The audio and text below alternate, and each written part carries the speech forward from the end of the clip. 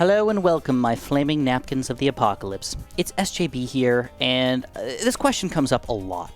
What's the best tower in the game? What's the best upgrade in the game? Specifically, when you're involving 5th tiers.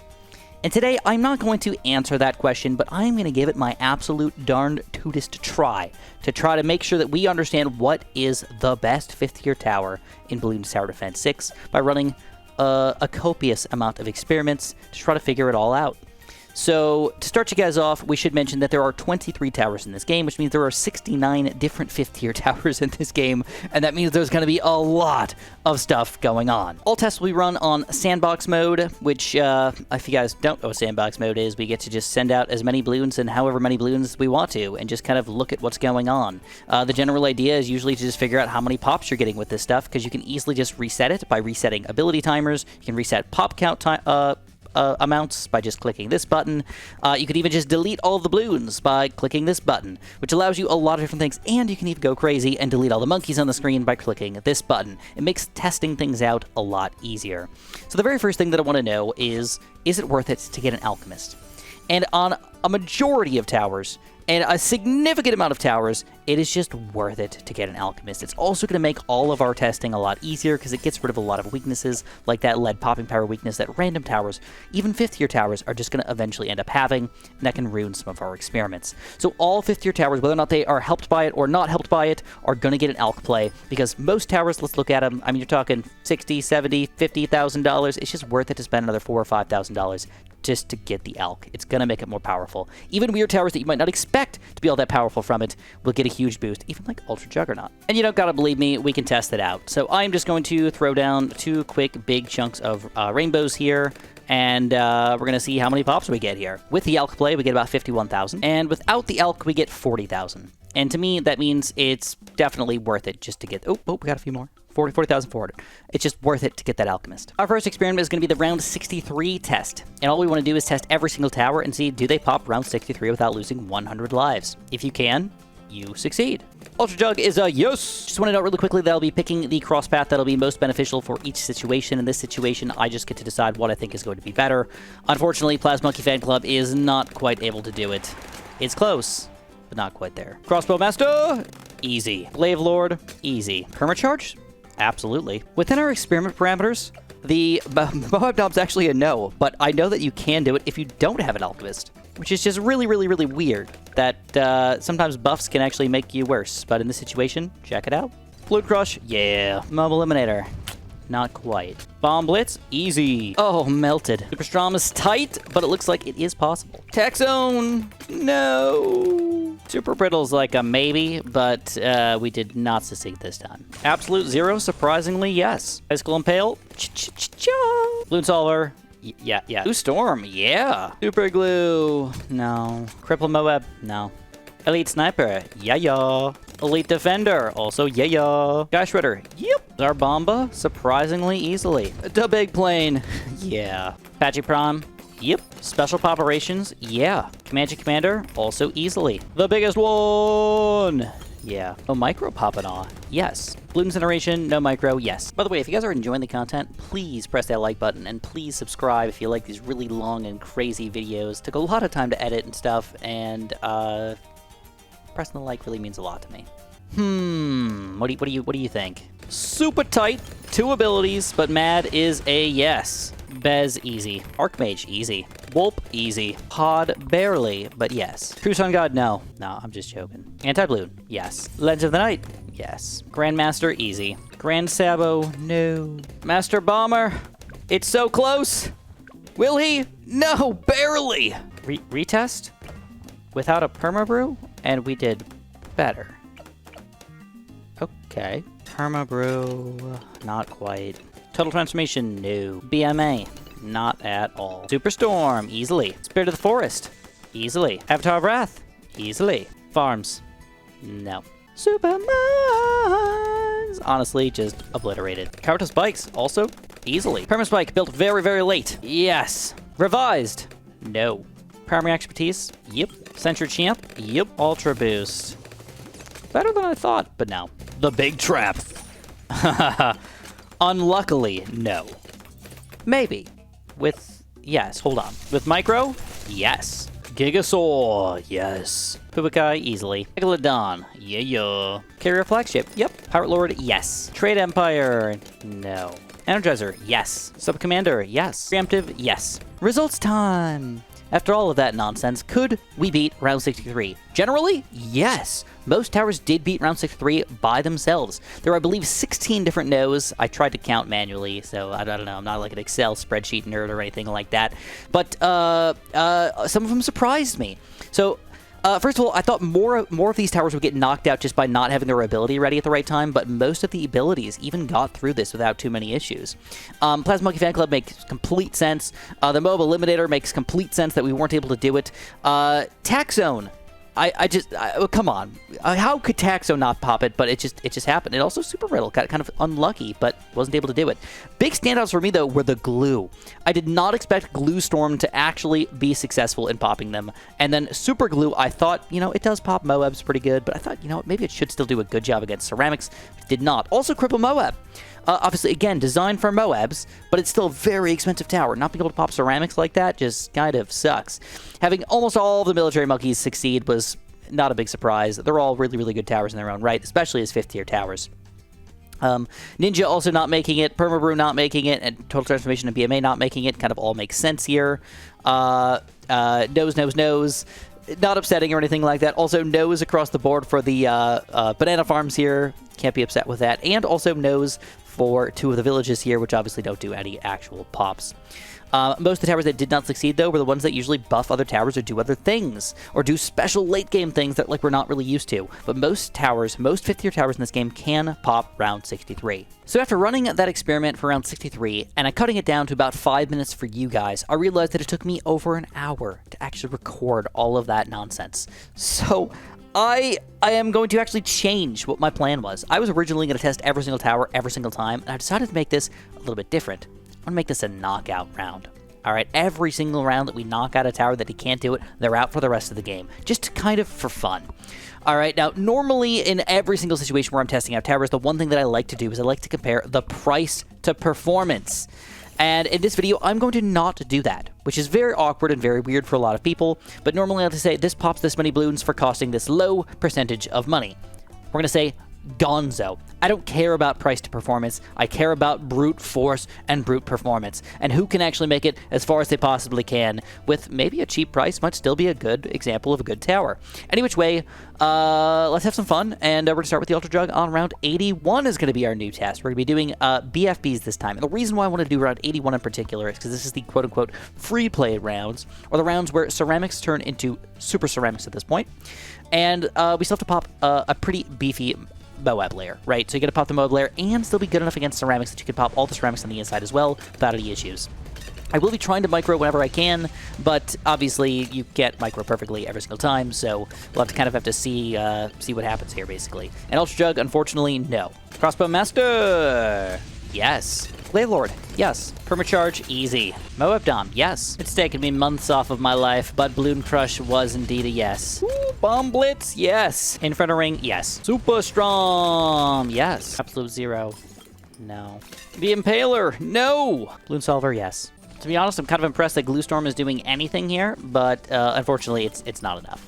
Elite Sniper with elite targeting, not quite enough, but super close. No way, he did it! Elite Defender, yes. Dash Shredder, yeah. It's actually kind of crazy how much damage we do without the ability, but with the ability, kablamo, Zarbamba. My big floppy flying fortress is of course dominating. Apache Prime is a prime number 1. Special Operations is not a no. Wow. Magic Commander, easy. Biggest one, yo. Popping off with a lot of micro. It's close, but he does survive. Bloom Incineration, yep. Ray of Doom, what do you think? If I was King Microware, yes, but I am not King Microware, and so we failed. Bez, yeah. Archmage, surprisingly easily. Wolf with no ability. Yeah, a no graveyard pod is not a good pod. Anti-Balloon, easy. Lights from the Night, easy. Grandmaster, yes. Grandmaster is trying so hard to stay in this, but he cannot manage. Superstorm, easy. Spread of Forest, also easily. How delightful, easily. Supermines, yeah. Carpet Spikes, no problem. Champ, easy. Homeland, No. Wait, wrong thing. Primary expertise! Yes. Oh, wait, no! Unluckily, no, but still a no. Possibly the most dominant tower so far. Extra large trap. Gigasaur, yes. Puakai, easily. Flagship carrier, no problem. Pirate Lord, yes. Sub-commander, yes. Preemptive, yes. Energizer, more like a depressor. Megalodon, yes. It is again that time for the results. So, round 81 did knock out a pretty good amount of towers. The X means that we lost in the previous rounds. We didn't even test them out. The yes means, of course, that they did win, and the no means that they lost. So, here we go. We got a bunch of new no's for us, but nothing too extreme, to be honest. Most of the things that lost were things that I thought kind of just made sense. There's a lot of them that just ended up beating it, even though I thought they might not. Like Elite Sniper and Elite Defender both ended up beating around 81, no problem. A lot of the abilities ended up doing no problem here as well. The Mad, unfortunately, was a no, which was a little bit upsetting to me. And overall, everybody did really good, though. Just well-rounded and awesome. And we've got another new test that we've got to design here and see if all of these guys can continue on, fight on, to be the best tower in Bloons Tower Defense 6. So at this point, approximately half of our 5th tier towers are already eliminated. But I feel like we need to kind of eliminate some more. So we're going to jump up big, and we're going to jump to round 95. For this experiment, though, I'm still going to give everybody an Alchemist. It just seems worth it and fair, and I'm also going to give them the radar scanner here. That will give them that tiny bit of extra range, something to keep in mind. But the main thing is give them that camo detection, because it would just be so unfair to just knock towers out, because I don't see camo balloons, right? Kind of lame. Anyways, here we go, round 95. Frostmaster's digging deep, but he can't quite make it. No, he's lost. Hot Diggity Glaive Lord. Nope. Permacharge is a close one, but no. Defeated. Moab Dom's giving it its all. It's actually really close. This could actually be a luck thing. One ceramic sneaks through. Down to 35 lives. Can he reach him? No, so close. So far, this has been pretty disastrous for pretty much everybody. Balloon Crush trying to hang on, but if we get one ceramic sneaking through, we're donezo. Bomb Blitz does have a trick up its sleeve in the fact that if we pop just one ceramic, we can blow them all up, but not today. To be honest, I didn't think about purple popping power, but Inferno Ring is defeated from purples. It would take an absolute miracle for Super Maelstrom to win this one, but yeah, there it goes. Every single primary monkey has been defeated by round 95 so far. Will the Balloon Solver be the first to succeed? And it looks like he unbelievably will succeed, and quite well at that. Elite Sniper did a pretty good job on round 81, but not even close on 95. Same thing with Elite Defender, just can't quite handle the lead popping power. For this test, I specifically went for a middle path Sky Shredder so we can get that extra camo balloon damage, and we're gonna see how this plays out. Even the mighty Sky Shredder has been defeated by the DDTs. So far, round 95 has wiped out basically everything we've thrown at it. Even some of the towers that I thought might be successful have not been successful. And the Zarbomba is again defeated. Flying Fortress, the first tower that has actually dominated this round, popping them as soon as they walk in. Patrick Prime is giving it his all with no micro, but I'm going to retest with my own micro to see if I can do any better. Sometimes miracles can happen, but this is not one of those times. There's just too many balloons. Special Operations, obviously trying, not succeeding. Comanche Commander also easily defeated. The biggest one, actually, possibility. A little bit of luck involved here. Some ceramics are like trying to sneak through here, but his biggest one explosion is big enough, and biggest one succeeds. To be honest, I am surprised that Poppinaw is still in this at all, but, you know, I guess he does pops. We are doing some pops here, but the DDTs are too strong. Another tower defeated by purples. And we are successful with the Ray of Doom. In fact, no issues here at all. We are likely to be defeated by lead balloons with the Bez. It all is up to whether or not we get alchemized or not. When we are alchemized, we can pop the leads, but when we aren't, we can't. Fortunately, it means Bez is... Purple balloons have taken down the mighty Archmage as well. And also the Wulp! Oh! Anti-balloon, doing a pretty good job here. He's gonna beat round 95. You ever feel like YouTubers just abbreviate things too much? Well, the Letton will beat round 95. I'm rooting for Grandmaster, but I just don't think it's gonna happen. And indeed, it does not happen. Superstorm could involve a tiny bit of luck and positioning, but it does look like he will succeed. Here to the forest with an explosion! No. No, we already lost the lives. Ooh, Avatar of Wrath fighting for his life here, but will not succeed. Super Mines, of course, a horse. Could pop some DDTs. I'm honestly rooting for Carpet of Spikes. I think he can do it. This is a no ability Carpet of Spikes so far. I'm going to use it, though. I think it's going to get us through, and Carpet of Spikes also coming through for us. Close, but coming through. A slight purple weakness for our Sentry Champ here. Once we get to DDTs, though, we are kind of popping them. It's going to be close, but it's just going to be too many balloons here for us. I want to believe the extra large trap can do this, but I'm just not sure. Dang, this is tight. Now, I'm going to try to continue with my micro, but it's tough to decide exactly where to put it, and I think this is going to be the nail in the coffin for us, unless we readjust really quickly. Oh, let me try again. Slightly better micro and better positioning, and extra large trap this time around will succeed. Carrier Flagship is giving it its best, but I think it's going to be slowly overwhelmed here by the sheer number of balloons. Good battle, though. Pirate Lord also giving it its best, but just a few will sneak through. This should be exactly Preemptive Strike's jam, but even with its jam happening, these balloons are going to sneak through. There's just too many of them. Dang. It's kind of a surprise. If I picked before I started this test one tower that I think would lose the worst, it's probably going to be the Sub-Commander. I even went Sub-Commander with Heat Tip Darts here, but he's just not powerful enough at this point in the game. This is a bit unexpected, but our maxed out Megalodon is struggling against these camo purples. He's still kind of doing it, but I could see us losing lives here, and we do. We start to lose lives already. Will we lose 100, though? So far, so good. Now we're chasing DDTs, and there's just going to be too many that sneak through. Maxed out Megalodon cannot take down round 95. Quite the predicament here. We have to use our ability to stop camo purples from sneaking through with a maxed out Gigantosaur. Oh, goodness gracious. And that's going to take us down. Oh, that's such a sad way for him to lose. I found a couple different targeting, or tried a couple different targeting just to see if I could get through with this one. It was very difficult. It took me 5 tries. But the Gigantosaur did survive with 29 lives here up until round 95, and it looks like he will succeed in popping all the mobs and DDTs on the inside. Woo! Puakai. Dang. Actually dominated round 95. Thank you guys so much for watching. I know I've been really, really bad lately, and I'm trying to be better. That's why I made this absolutely crazy slobber knock of a video today for y'all. And if you guys want to say thank you back, the one thing you can do for me is use my creator support code. This does support me monetarily in particular, allowing me to create videos, survive in life, get cool things in my life, buy cool gear, and buy all the stuff that I need to make awesome videos for you guys. So if you guys want to hook me up with that, that would be unfrickin' believable. If you don't know how this works, basically anything you buy from Ninja Kiwi, I specifically get a 15% cut of that. So I don't know how else to explain it. I don't know if that's going to help you or not, but it is a way to specifically play your game that you enjoy, buy something in the game that you're going to enjoy, and also support your favorite creator. This is Ninja Kiwi basically handing us as creators money for playing a game, especially if you're already going to buy things in the game. If you never plan on buying anything in the game, that's okay too.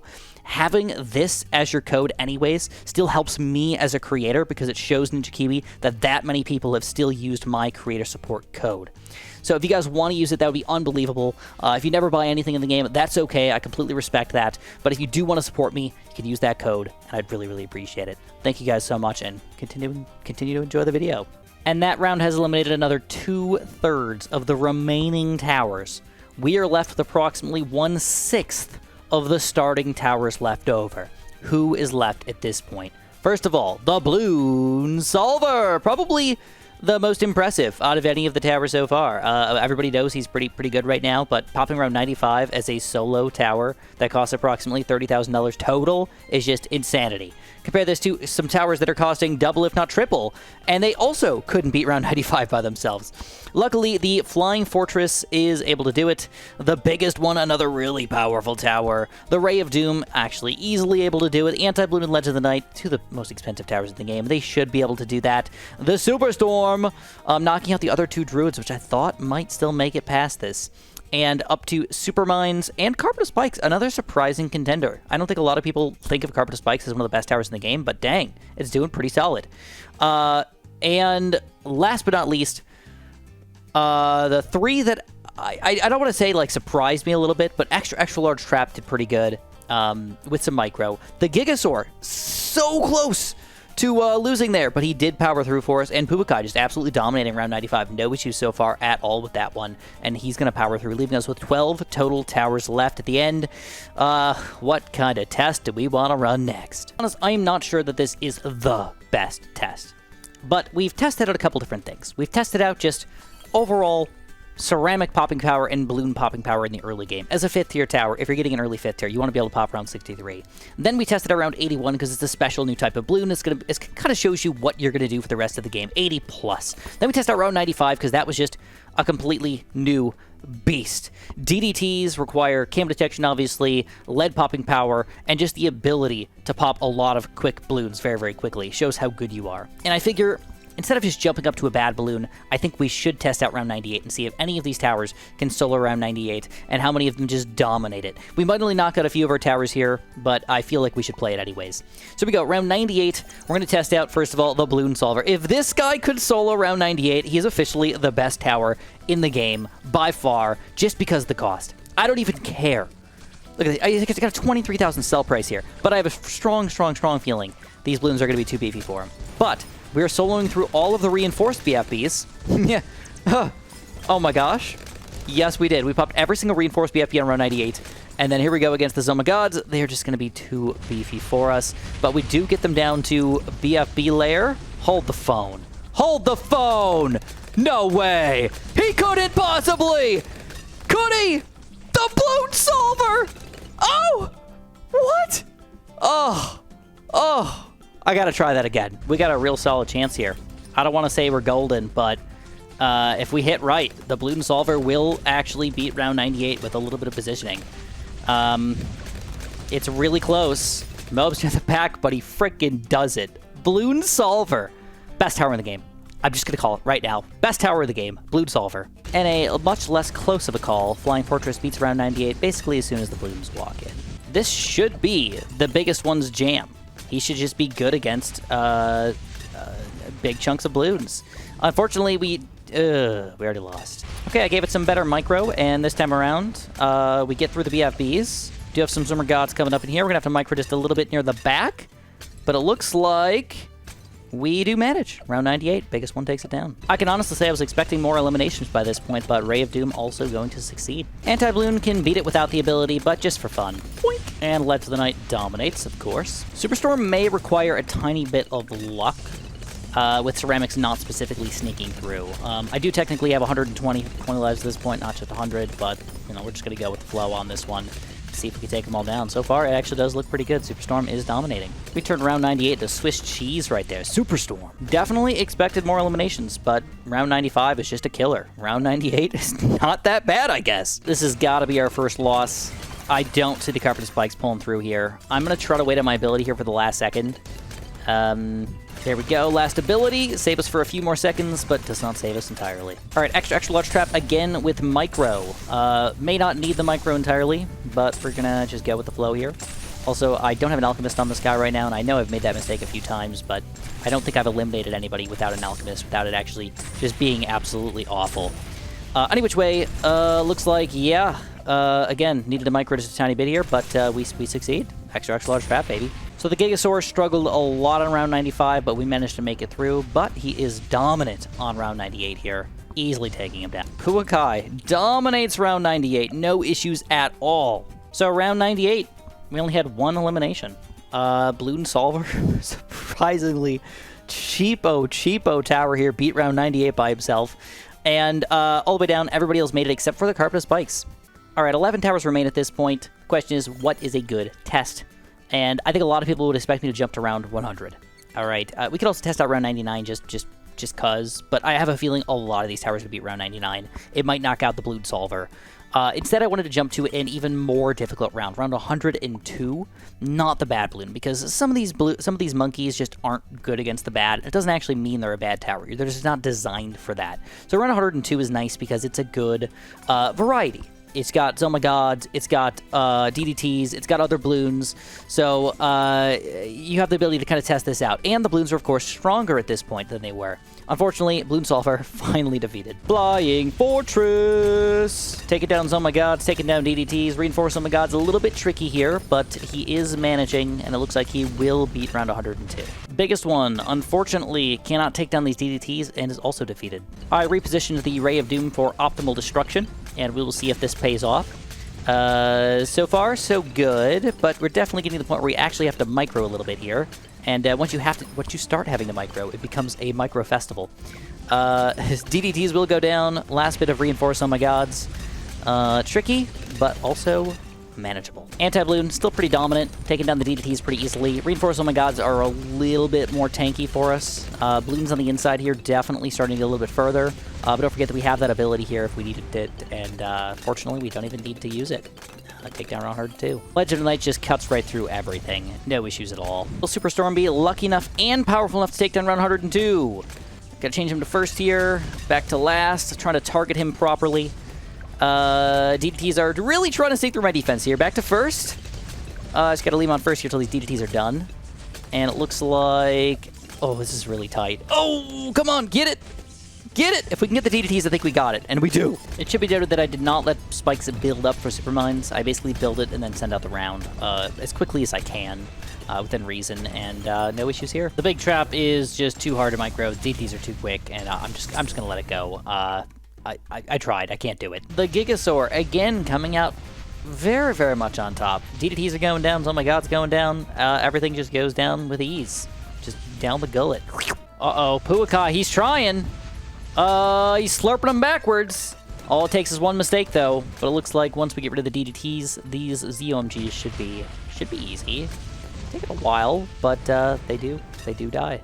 So after round 102, 8 towers remain, who were able to solo through round 63, round 81, round 95, round 98, and round 102. That means these 8 towers, if you just build them at any point, you will beat any game mode pretty much all the way through. You don't have to worry about it. So I decided to do a round 100 test for you guys, and instead of actually going through and showing you all of them, I think round 100 is kind of boring, so I just decided to make a bundle.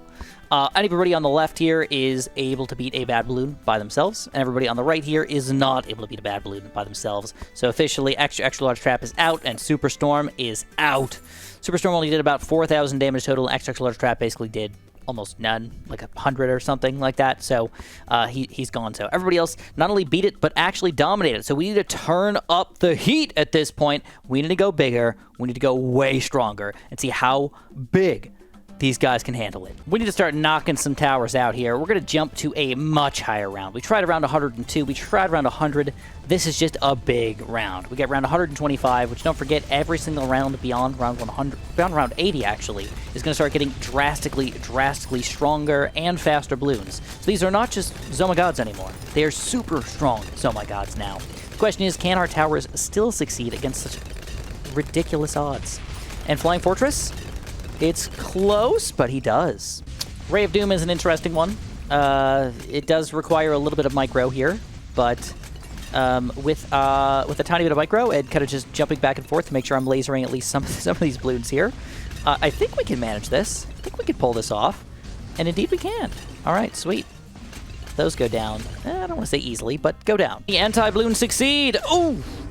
Uh-oh, we had to use our ability there kind of early. It's gonna be close. He's fighting near the end. Too many balloons. And the Legend of the Night just goes right through him, man. Right to town here. Dominates. Again, minimal time to actually do any build up here. As soon as I build it, I press the button to press go. So, there's a few seconds, obviously. The question is, can we take down around 125 here? It's close-ish. Down to our last few mines, but not close enough. Gigasaur doing Gigasaur-like things. We're on 125 here. Still beating him. Beating him down. And didn't even need to use our ability. Puakai struggling a little bit here. Balloons keep trying to sneak through. Just trying to drag them and bring them back, but they are getting overwhelming here. The amount of damage we have is a little too little. It's all going to depend on if we have enough stalling power here. It looks like, oh no! We're chasing balloons! We're trying to pick them up! We're down to 47 lives already. All it takes is one mistake here, and almost luck perfection. we slowly take them all down with 47 lives remaining. We lost some, didn't lose them all. We're jumping all the way to around 139 at this point. It's another 14 rounds, and it's the first round before a reinforced bad balloon will come into... Not a reinforced.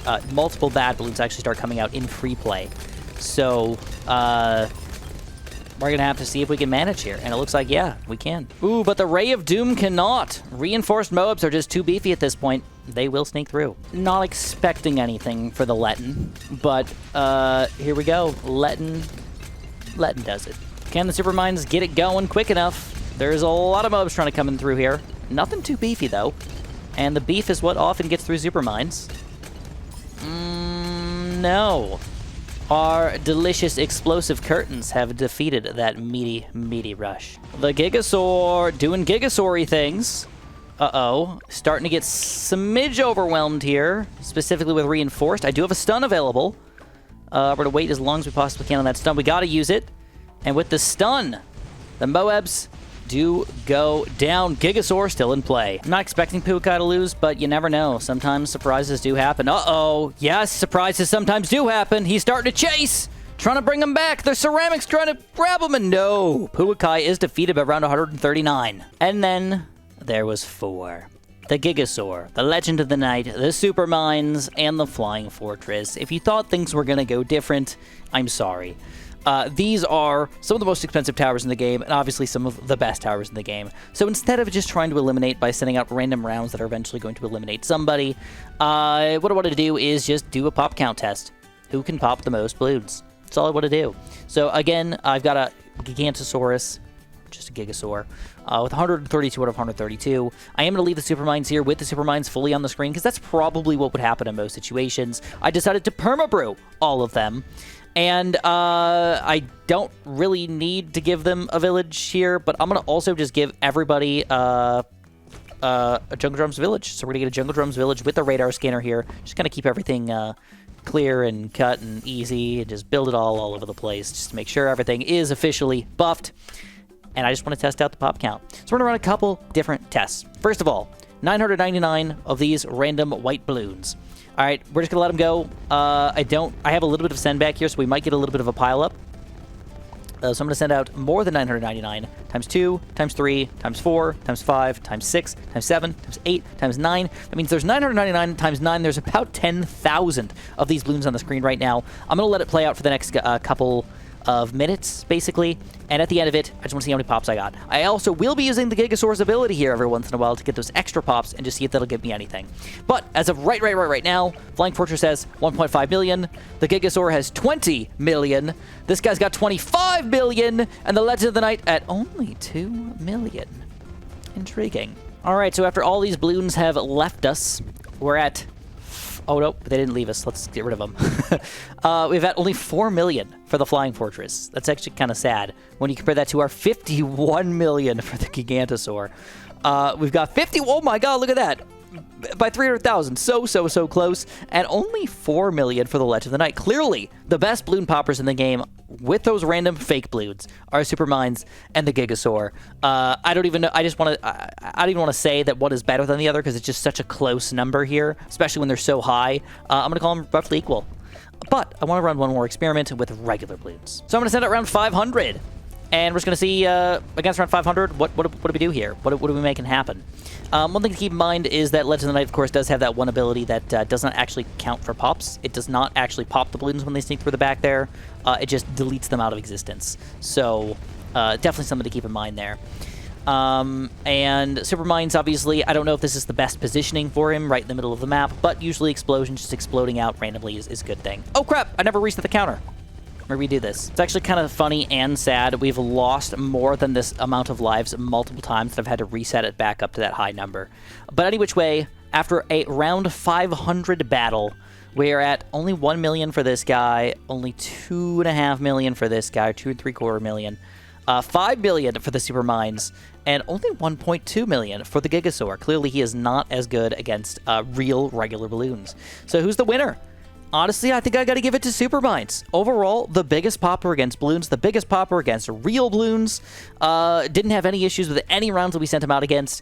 I think Supermines is, in my opinion, probably the best tower in Bloons Tower Defense 6. As absurd and as ridiculous as that is, based on all of our tests today, he is who I'm going to pick. Though, Bloon Solver, for getting to round 98 and still succeeding, I think for the price that we pay for him, he still is hard to argue against right now. He's just so freaking good.